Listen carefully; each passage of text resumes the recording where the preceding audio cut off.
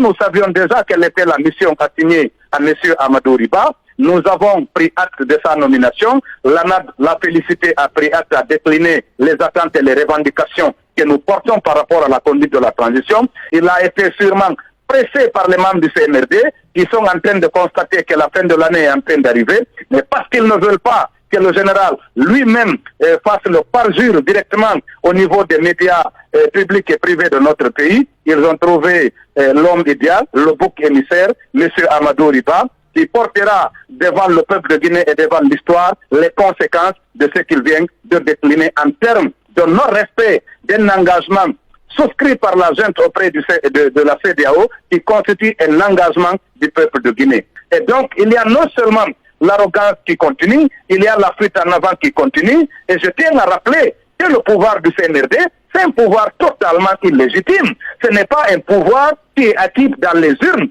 Et donc, une transition qui constitue une étape de rupture de légitimité devrait être gérée dans un consensus politique national, disons à haute échelle. Il faut que les acteurs se retrouvent et que les acteurs disent que nous avions estimé que le PM, à son arrivée, comme il l'avait déclaré, il allait nous appeler pour qu'on examine le malade.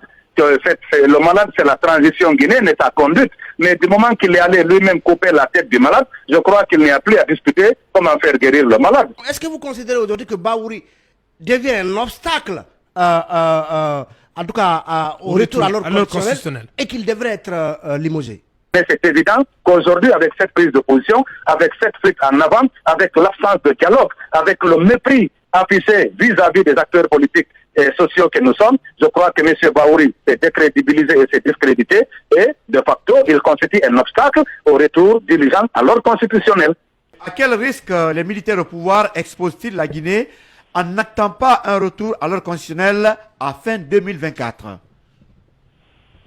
Une instabilité politique majeure, une instabilité sociale sans précédent qui viendra encore éprouver les Guinéens parce que nous sommes dans une crise économique. Depuis plus de 2 ans, les Guinéens n'arrivent pas à s'en sortir. Les Guinéens tirent le diable par la queue, sans compter de toutes les calamités, peut-être naturelles ou criminelles, je ne sais pas, de tous les actes criminels contre eux-mêmes, ils ont affirmé que ce sont des actes criminels, les incendies que nous vivons aujourd'hui, les délestages du courant, la précarité du côté de Conakry et de l'intérieur du pays, l'impraticabilité des routes, surtout avec cette saison hivernale qui arrive. Je crois que le CNRD devrait faire cette économie au peuple de Guinée, que le peuple ne soit pas abusé à ce niveau. Un 5 septembre 2021, nous nous étions mobilisés, nous avions l'espoir, le peuple a fondé l'espoir en ce CNRD-là, et je crois qu'aujourd'hui, c'est la déchéance totale. Ce qui risque d'arriver, c'est que quand les acteurs politiques et sociaux majeurs du pays, le peuple de Guinée, dans sa grande majorité, ne reconnaîtront plus le CNRD, et donc c'est la déliquescence de l'État qui va s'en suivre. Et c'est ce que nous ne souhaitons pas pour notre pays. Ce qui fait qu'il est important que le CNRD puisse anticiper pour remettre la transition sur les rails dans l'intérêt supérieur du peuple de Guinée et de la République de Guinée.